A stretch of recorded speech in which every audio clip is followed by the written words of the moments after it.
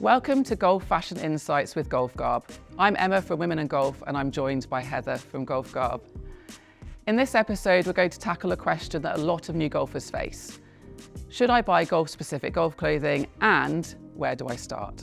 Well, it's a good question, isn't it? I think golf's perceived quite often as a really long walk, so you might think, oh, I can just put anything on and I'll be fine.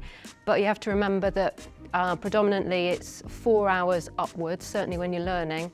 And it's a game of repetitive action, and that's the key to all of this, and that's where the clothing does matter. If you've ever run in a top that's not designed for running, you'll know that you can get very uncomfortable feelings under your arms.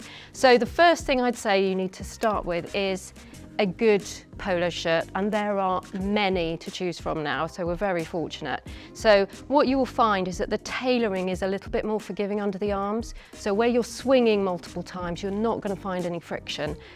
This is quite a traditional style by FootJoy, but like I said, there's many out there. Yeah, I was going to say, the one thing that you'll notice nowadays is there's a lot of different collars, isn't there? So, as you say, this is traditional, but actually there's loads of options out there. There is. I mean, you're wearing a mandarin as am I today.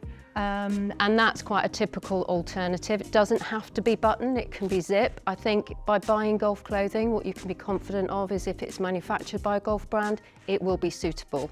So I think you're safe with that. So lots to choose from in that department. So we've got a polo shirt, which is a nice starting point. Yeah. What else would you need as a new golfer? Well, the other thing, the twist action that you're taking when you go through your swing means that what's happening on your waist is key as well. So what we say is you do need some golf-specific leg wear, predominantly because you want some security in the waist, that the waistband isn't slipping. This pair from Callaway is actually one of our best-selling brands. It's a pull-on style, it sits on the natural waist, it will hold you in position, so you're not going to get any movement there, supremely comfortable. And when I was talking about repetitive action before, the amount of times you will place your ball, pick up your ball, have to go in the trees, find your ball. There's a lot of knee bending involved, and quite often on normal trousers that we end up with like baggy knee syndrome. You won't get that with a golf trouser. The stretch will make sure that it snaps back into position.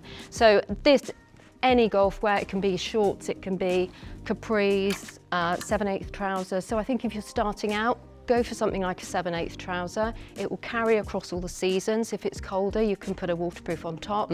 But starting out, go for that, and then it'll suit most weathers. And I think something you've told me in the past that people might not know is the fact that you like to wear your golf trousers for work and things like that as well. I do. So, I mean, absolutely. I mean, uses. The good thing, like I didn't point out on here, is there's very subtle branding. In fact, you probably can't see it, but it's tiny. A lot of our ladies wear these to work or wear them out. So I think you're capitalising on that. You can't wear them the other way around, but you can wear your golf trousers for work. So it's a good investment piece. It is, yeah. So what else? What would you finish that off with? Well, it can. Our weather is very unpredictable, so I would suggest something. I mean, this is a full length, what I would call a class as a mid-layer, wind resistant, lots of stretch in it. Same with mine.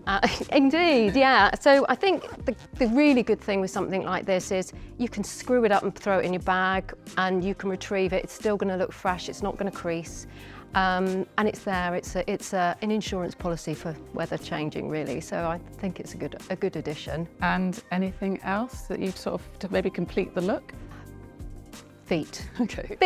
Feet are really, what's going on with your feet is really important. So I would say get yourself a good shoe. This is going to be probably your investment piece. But 4 hours on a course is significant. You need something that has really good lateral support, which you will only find in a golf shoe. You want something that is supremely comfortable, and stability is key because your feet will be moving, and you want to make sure there's no slippage. So I would say finish it off with a good golf shoe.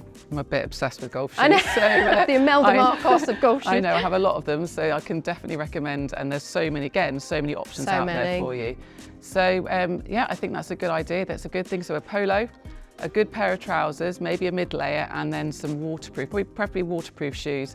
And then hopefully what you can do from that is then build an outfit from there. But start off with the essentials and go from there.